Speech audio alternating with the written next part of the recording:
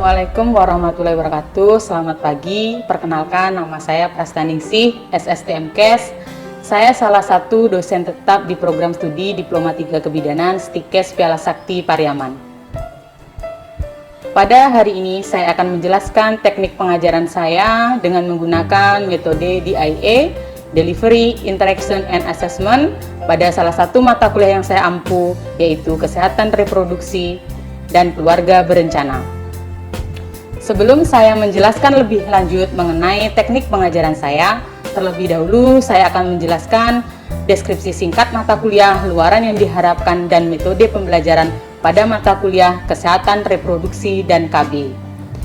Adapun tujuan pemaparan ini adalah dalam rangka unjuk kerja pelaksanaan Tridharma Perguruan Tinggi dalam bidang pengajaran. Mata kuliah Kesehatan Reproduksi dan KB ini adalah salah satu mata kuliah wajib di Prodi Kebidanan. Penempatannya di semester 3 dengan bobot SKS-nya adalah 4 SKS, 2 SKS teori dan 2 SKS praktikum. Mata kuliah ini diampu oleh 2 orang tim teaching. Mata kuliah ini memberikan kesempatan kepada mahasiswa untuk memahami konsep hak-hak kesehatan reproduksi, faktor-faktor yang mempengaruhi kesehatan reproduksi, upaya pencegahan, dan deteksi dini, serta memberikan asuhan keluarga berencana. Luaran yang diharapkan setelah mengikuti perkuliahan ini yaitu mahasiswa yang pertama, memahami konsep dasar kesehatan reproduksi, yang kedua, memahami aspek legal dalam pelayanan kesehatan reproduksi dan KB. Yang ketiga, memahami kesehatan wanita sepanjang siklus kehidupan wanita dan indikator kesehatan wanita. Yang keempat, memahami kesehatan reproduksi dalam perspektif gender, dimensi sosial wanita, dan permasalahannya. Yang kelima, memahami masalah gangguan kesehatan pada wanita. Yang keenam, melakukan deteksi dini komplikasi permasalahan kesehatan reproduksi, memahami konsep psikologi dan gizi seimbang dalam siklus kehidupan perempuan. Yang ketujuh, memahami upaya promotif dan preventif yang berhubungan dengan kesehatan reproduksi. Yang kedelapan, melakukan konseling kesehatan reproduksi pada remaja, dewasa, dan menopause. Yang kesembilan, memahami konsep kependudukan di Indonesia. Yang kesepuluh, memahami konsep perkembangan KB. Yang kesebelas, menjelaskan berbagai macam metode KB berdasarkan evidence-based practice. Yang kedua belas, melakukan konseling dalam pelayanan KB. Dan ke-13, melakukan dokumentasi, pelaporan, dan rujukan kesehatan reproduksi dan KB. Dan yang ke-14, melakukan layanan kesehatan reproduksi dan KB sesuai kewenangan bidang. Nah, setelah mengetahui gambaran singkat mata kuliah kesehatan reproduksi dan KB yang saya ampuh, selanjutnya saya akan menjelaskan teknik pengajaran saya, yaitu DIA, Delivery. Bagaimana saya menyampaikan materi yang saya sampaikan, ada beberapa strategi yang saya gunakan dalam penyampaian materi, yaitu menggunakan textbook yang sesuai dengan materi pembelajaran, jurnal terkait, dan buku ajar yang saya buat. Selanjutnya, contextual learning, yaitu di mana saya menyampaikan materi dan menghubungkan dengan lingkungan sekitar. Dan ada juga problem based learning. Saya memberikan satu topik kasus sesuai dengan materi dan diberikan kepada mahasiswa untuk diselesaikan kasus tersebut. Selanjutnya, small group discussion. Saya membagi beberapa kelompok kecil dan memberikan topik-topik kepada mahasiswa terkait materi, dan nanti dipresentasikan dan didiskusikan di kelas. Selain pembelajaran teori, ada juga pembelajaran praktikum, yaitu dengan metode simulasi atau demonstrasi. Dan saya membagikan topik-topik materi yang akan didemonstrasikan kepada mahasiswa di laboratorium, sehingga mahasiswa dapat melakukan keterampilan sesuai dengan kompetensi yang dicapai. Dan yang terakhir yaitu tinjauan lapangan. Di sini implementasi layanan kesehatan reproduksi dan KB. Saya meminta mahasiswa untuk melakukan kegiatan promosi, salah satu ya, seperti promosi kepada remaja, ibu hamil, ibu baduta, dan lansia. Jadi nanti saya memberikan tugas kepada mahasiswa untuk melakukan promosi tersebut, nanti di akhir pembelajaran akan dikumpulkan. Dan yang kedua adalah interaction. bagaimana saya berinteraksi dengan mahasiswa selama dalam proses pembelajaran di kelas. Ada interaksi antara saya dan mahasiswa terkait materi yang saya berikan, sehingga mahasiswa didorong untuk berpartisipasi aktif untuk mengemukakan pendapat terkait materi yang disampaikan. Saya juga menggunakan media WhatsApp Group untuk menyampaikan informasi, pengumuman, dan sarana diskusi di luar kelas. Dan saya juga menggunakan Google Classroom untuk mempermudah komunikasi saya dan mahasiswa, dan juga untuk membagikan materi ataupun mengumpulkan tugas-tugas. Dan yang terakhir adalah asesmen, yaitu aspek evaluasi yang saya menilai mahasiswa berdasarkan komponen evaluasi atau penilaian yang telah disepakati pada kontrak perkuliahan. Jadi, mahasiswa sudah mengetahui komponen evaluasi akhir apa dari perkuliahan kesehatan reproduksi dan keluarga berencana. Adapun komponen tersebut yaitu ujian tulis dengan bobot penilaiannya itu 38%, ujian praktikum 41%, dan tugas 21%. Berikut adalah contoh video mengajar pada salah satu pertemuan pada mata kuliah kesehatan reproduksi dan KB. Assalamualaikum warahmatullahi wabarakatuh. Waalaikumsalam warahmatullahi wabarakatuh. Baiklah, kita melanjutkan perkuliahan materi berikutnya ya. Hadir semua? Hadir, Bu. Alhamdulillah ya kalau hadir semua. Dan sebelum kita mulai perkuliahan, alangkah baiknya kita berdoa menurut agama dan kepercayaan masing-masing. Baiklah, sebelum kita memulai pembelajaran kita pada pagi hari ini, marilah kita berdoa sesuai dengan kepercayaan kita masing-masing. Berdoa, mulai. Berdoa, selesai. Materi kita hari ini yaitu KIE dan konseling dalam pelayanan KB.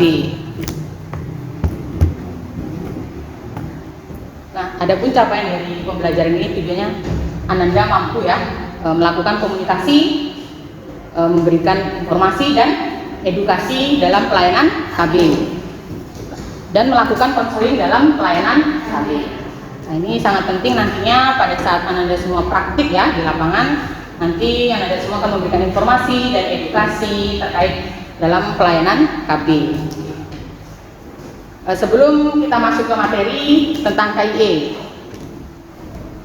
Ibu akan mengulang materi sebelumnya, yaitu tentang yang masih berhubungan dengan materi hari ini. Masih ingat nggak materi yang kemarin? Siapa yang masih ingat? Oke, Nia. Yaitu ada macam-macam KB ya, Bu. Yaitu ada IUD, implan, suntik, kondom, pil, dan sterilisasi, Bu. Nah itu ya. Jadi materi kemarin itu tentang macam-macam alat kontrasepsi yang akan berhubungan dengan materi pada saat ini. Itu macam alat kontrasepsi ada IUD, ada implan, ada pil, ada suntik, ada kondom ya, dan sterilisasi ya. Itu ada MOW dan MOP. Oke, selanjutnya kita masuk materi tentang KIE. Ada yang pernah dengar atau mengetahui tentang KIE? Oke, Jihan. KIE itu singkatan dari komunikasi, informasi, dan edukasi. Komunikasi yaitu penyampaian pesan secara langsung tidak langsung.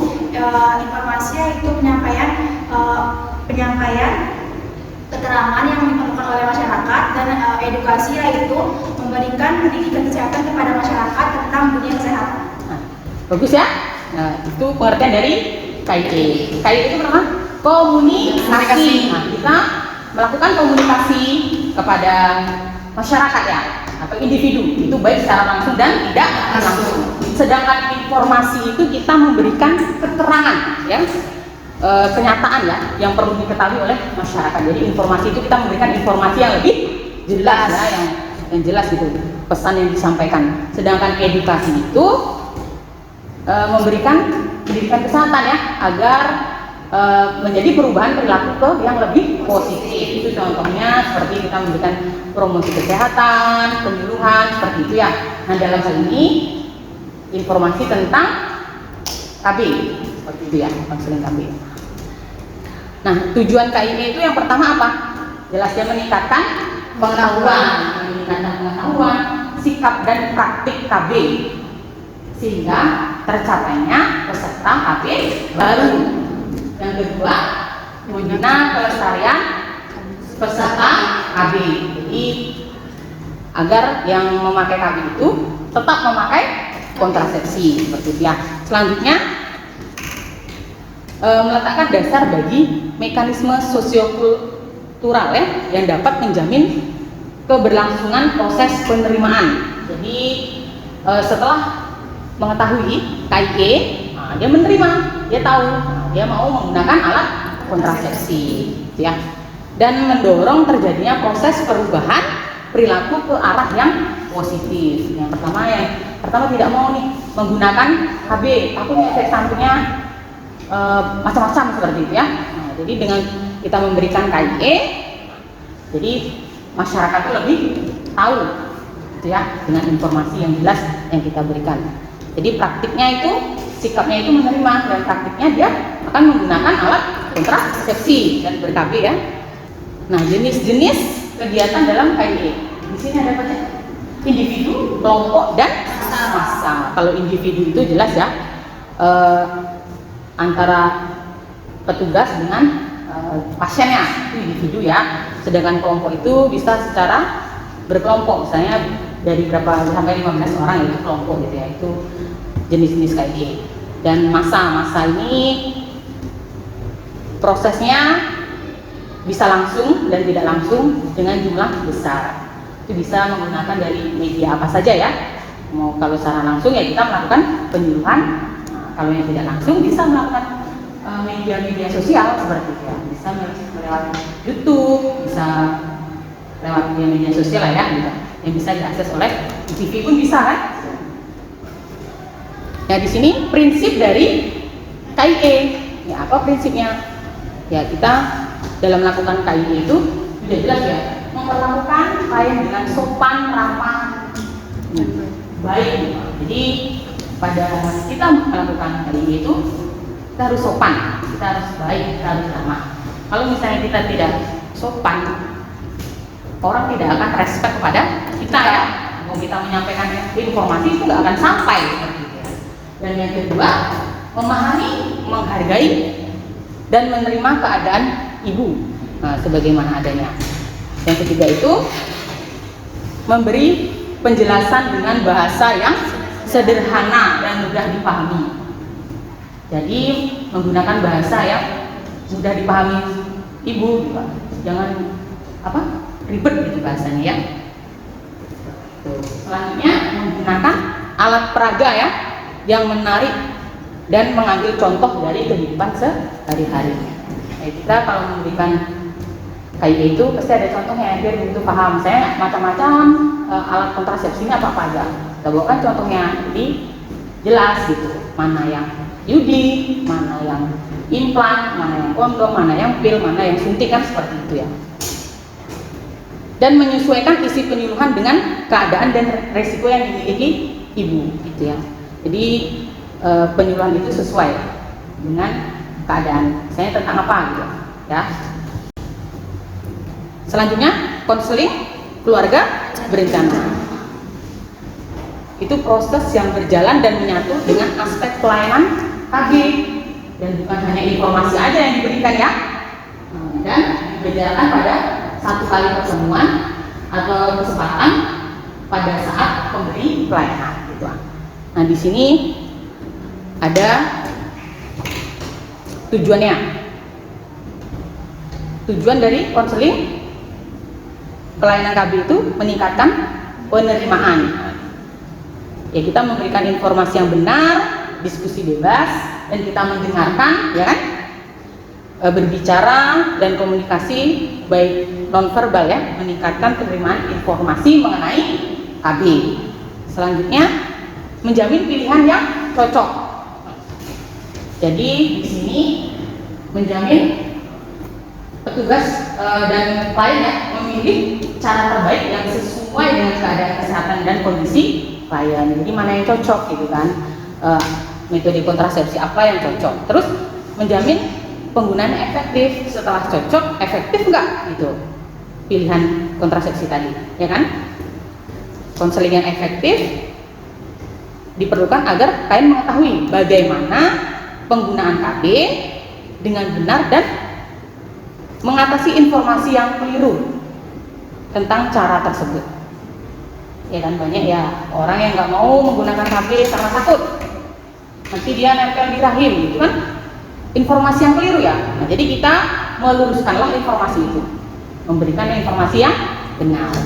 Nah, selanjutnya menjamin kelangsungan yang lebih lama. Maksudnya kelangsungan pemakaian cara KB akan lebih baik bila klien ikut memilih cara tersebut ya.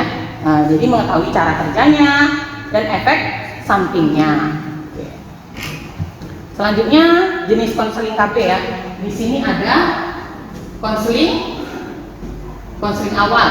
Nah, di sini konseling awal ini bertujuan untuk mengetahui metode apa yang diambil. Yang kedua, bila dilakukan dengan objektif, langkah ini akan membantu klien untuk menentukan metode apa ya yang cocok untuk klien kan, seperti itu. Dan yang perlu diperhatikan langkah ini, menanyakan langkah yang disukai pasiennya ya atau kliennya ya.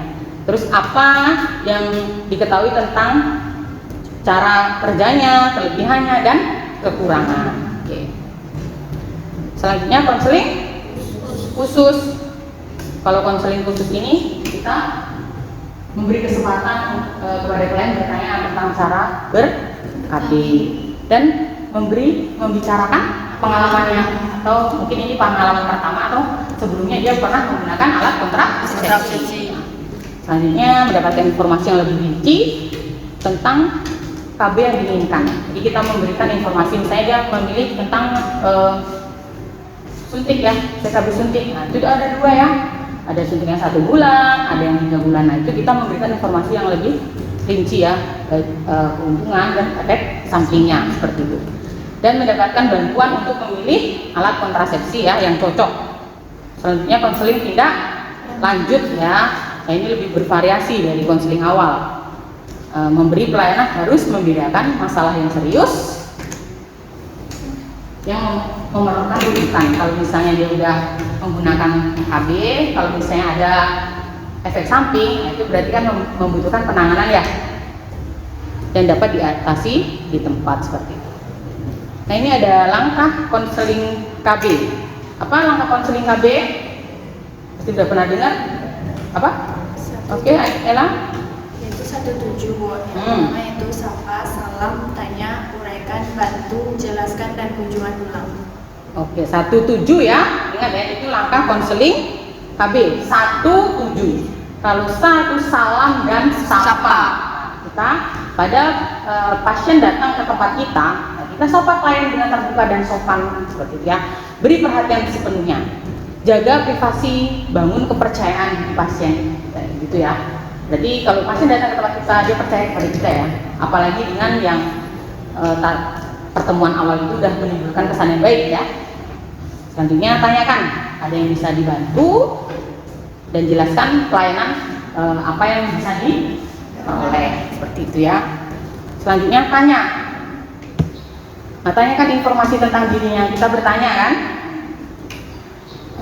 apakah sebelumnya dia sudah pernah menggunakan KB atau belum, seperti itu ya.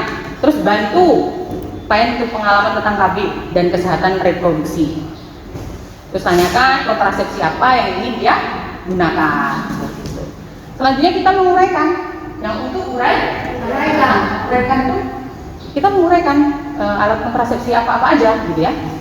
Selanjutnya bantu klien pada jenis kontrasepsi yang paling dia inginkan ya, dia pilih, serta jelaskan jenis-jenis yang lainnya. Terus bantu ya, itu bantu klien berpikir sesuai dengan keadaan dan kebutuhannya. Jadi kita membantu, misalnya ibu cocoknya seperti ini, kalau dengan keadaan yang seperti ini, seperti itu ya. Dan tanyakan apakah pasangan atau suaminya itu mendukung dengan pilihannya.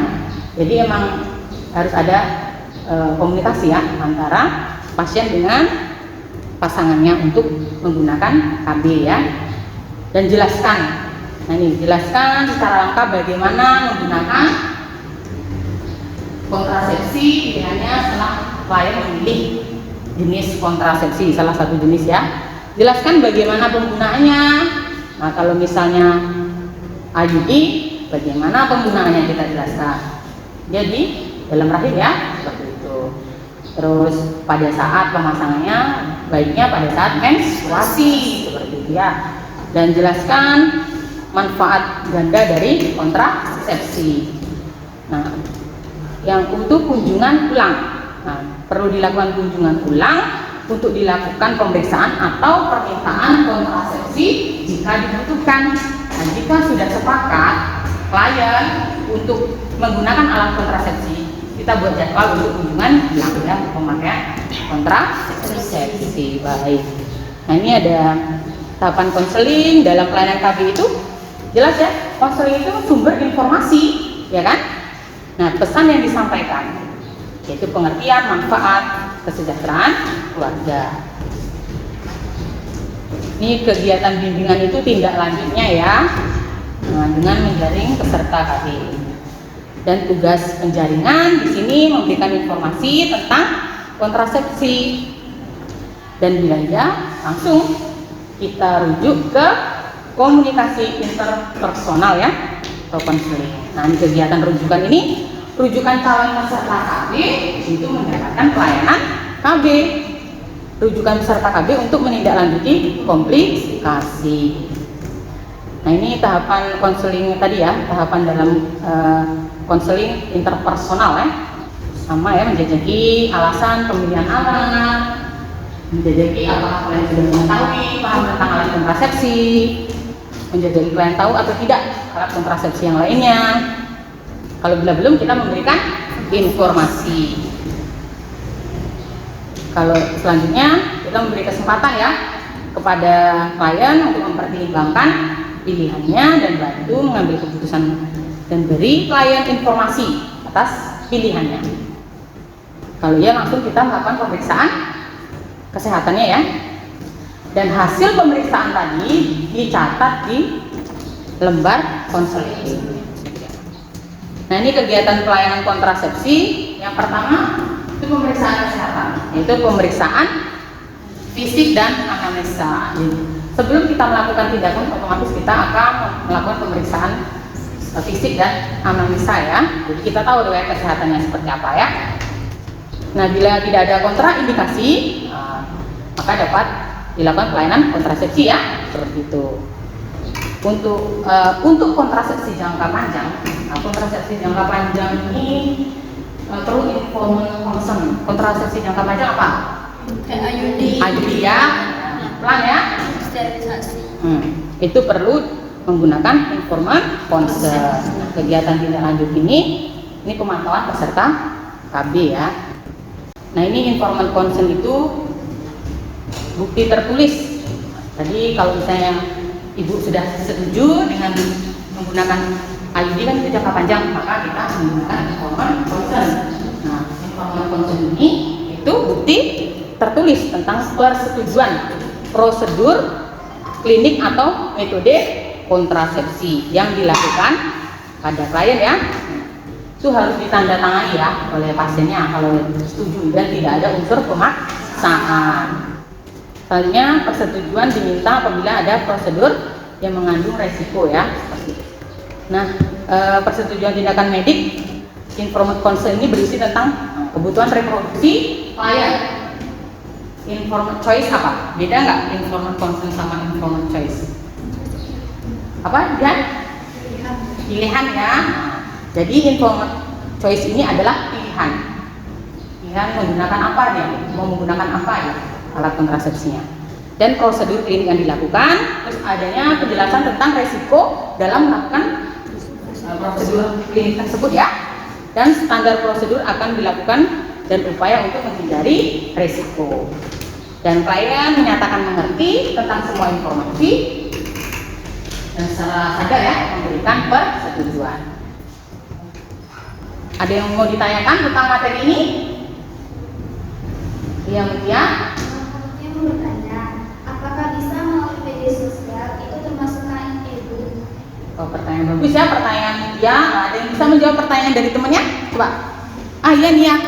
Baik, saya akan menjawab pertanyaan dari Mutia, yaitu komunikasi itu ada dua, yaitu ada yang tidak langsung dan ada yang langsung. Yang langsungnya Contohnya seperti mengobrol bersama teman, diskusi di ruang kelas bersama guru dan lain-lain. Sedangkan yang tidak langsungnya seperti contohnya memberi informasi seperti tenaga kesehatan melalui media sosial, contohnya WhatsApp, Instagram, dan Facebook.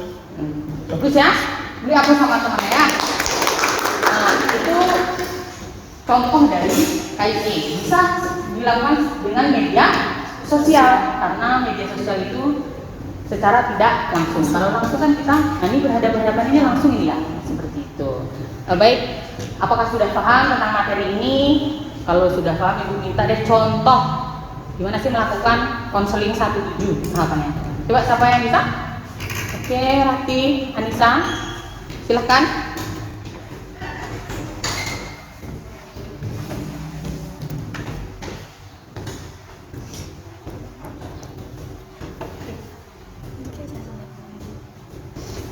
Assalamualaikum, salam pagi Bu. Perkenalkan, saya Bidan Rati yang bertugas di tempat ini. Kedatangan Ibu ke sini, apa yang ingin saya bantu Bu? Ini Bu, saya ingin berkonsultasi kepada Ibu untuk pemasangan KB pertama kalinya karena anak saya yang masih kecil.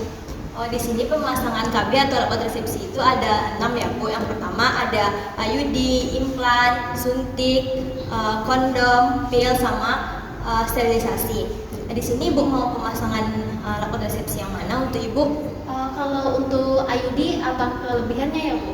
Kalau IUD itu cocok, tidak ada hormonnya, tidak ada, untuk hamilnya 99% aman, dan pemasangan IUD ini pada saat menstruasi ya Bu, dan jangka pemakainya selama 5 tahun. Apakah Ibu mengerti? Mengerti Bu. Baiklah, jadi kapan Ibu mau datang ke sini? Boleh Ibu berkonsultasi itu mau ngobrol sama suaminya, saya akan tunggu di sini. Baik Bu, saya akan pertimbangkan lagi dengan suami saya ya Bu. Terima kasih ya Bu, saya tunggu Bu. Sama-sama. Assalamualaikum warahmatullahi wabarakatuh. Waalaikumsalam warahmatullahi wabarakatuh. Oke, bagus ya. Oke. Itu contoh dari tahapan konseling KB. Dia sudah ada semua tahapannya ya, dari sapa, salam, sapa, tanya, uraikan, bantu, jelaskan, dan kunjungan. Jadi dia udah ada semua komponen langkah 1. Oke, baik. Ada yang ditanyakan lagi nggak? Atau sudah paham ya? Sudah. Oke, kalau sudah paham, Ibu minta simpulan pada perkuliahan hari ini. Oke, Nadia. Kesimpulan pada pembelajaran kita yaitu tentang KID, yaitu komunikasi, informasi, dan edukasi. Komunikasi yaitu bagaimana cara kita menyampaikan pesan kita kepada masyarakat luas tentang secara langsung atau tidak langsung. Terus yang kedua, informasi, bagaimana cara kita memberikan keterangan atau pernyataan kepada masyarakat tentang penyuluhan dan kesehatan yang kita berikan. Terus edukasi, bagaimana cara kita memberikan pendidikan kepada masyarakat luas tentang penyampaian kita untuk mengubah perilaku ke arah yang lebih positif atau ke yang lebih baik. Baik, aku itu kesimpulan dari saya. Oke, ada yang lain nggak? Bagus ya kesimpulannya. Ada yang lain? Udah ya? Oke, baik. Kalau nggak ada, Ibu kasih tugas. Ini tugasnya dikumpulkan minggu depan ya, yang membuat dialog konseling dalam pelayanan KB. Terus pilih salah satu alat kontrasepsinya. Ini berarti 2 kelompok ya, maksudnya 2 orang dalam 1 kelompok itu ya, dikumpulkan minggu depan. Baik, cukup di sini perkuliahan kita ya. Tetap semangat dan semoga selalu sehat. Ini Ibu akhiri. Assalamualaikum warahmatullahi wabarakatuh. Waalaikumsalam warahmatullahi wabarakatuh. Demikian deskripsi mengenai mata kuliah Kesehatan Reproduksi dan KB serta salah satu proses perkuliahan yang telah saya lakukan. Terima kasih atas kesempatan dan perhatiannya. Assalamualaikum warahmatullahi wabarakatuh.